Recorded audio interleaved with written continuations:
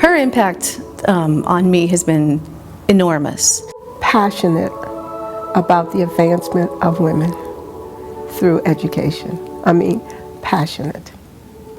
And it's been everything from, I admire her leadership style, her tenacity, her passion, her willingness to say, okay, this isn't going quite the way I had planned that it would, and that's okay. You can ask her anything, and you know, she's so open. She is still doing what she set out to do years ago when she began her career. She's gone from, as I like to put it, sort of establishing the policy of educating others to actually now getting involved in the business of educating, and not just the business, because this is not just a commodity here, it's the people and the relationship. We'll do anything for Lynn. All of the board members are very, very, have very strong feelings about Lynn and the job. She motivates us. She motivates us to want to do more and to come up with different programs and to do what's right for the Women's College. I think she's such a great fit for this institution because she's lived it, because she's been, from how I know her and how she's described what her life has been like, she's always been doing things differently. The first one to try this or to do that, the non-traditional stuff that women aren't supposed to do. And so yeah, she's breaking down barriers, but at the same time, it's not because she's a woman that she's getting noticed or making a difference. It's because she's right.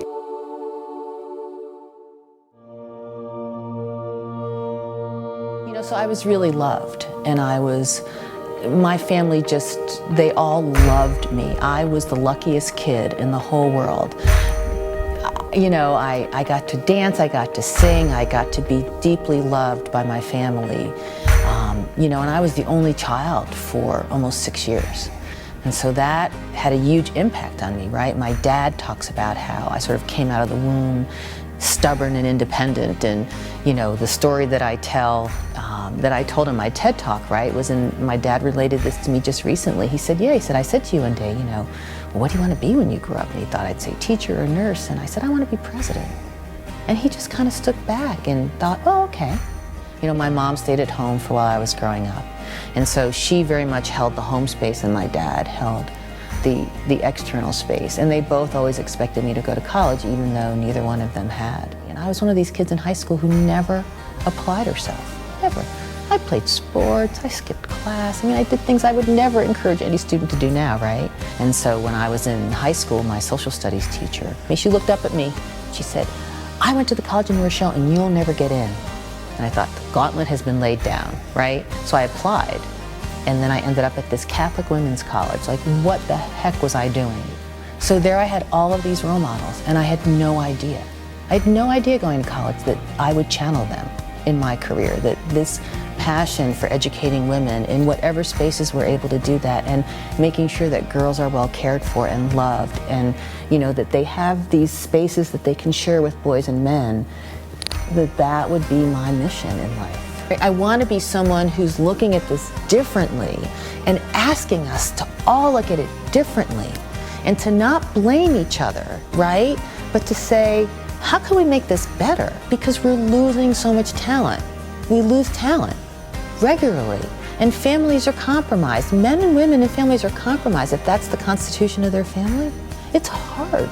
That if we could tackle this together, and we can rid ourselves of some of the ways that we qualify and quantify the value of the male and the value of the female, and just look at it with a much more integrated approach, that we could change things. I mean, look at the world, it's crazy.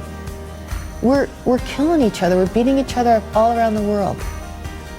We're so immersed in our difference, and that difference being superior and inferior. There's so many examples of that. Why can't we just say we're different and it's okay, and it doesn't have to be better or worse? Can you imagine a world where that would be? I mean, that would be extraordinary. My religion isn't better than yours, right? My God isn't better than yours. My team isn't better than yours, it's different. I mean, that would be revolutionary. I'm looking for that kind of revolution. I'm looking for that revolution of thought and compassion and ways of being that don't continue to bifurcate us, but actually bring us together. And I think that we have a chance to do that. So that's why I get passionate about it, and that's why my conversation about it's changing. Because if I make the other the enemy, then nothing's going to change. But if I look at the capacity we have as human beings to really create the difference in the world that we want to see, to kind of paraphrase Gandhi, then that's powerful. And I want that for girls and women, and I want that for boys and men. And I want that to be a shared space, not one that places one over the other.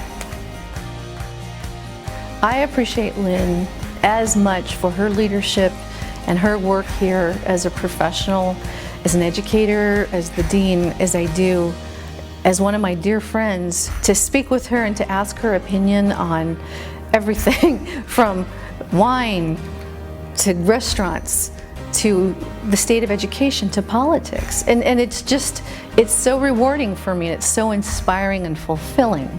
It's just an honor and a pleasure to even be considered someone who is honored enough to know Lynn Gangone.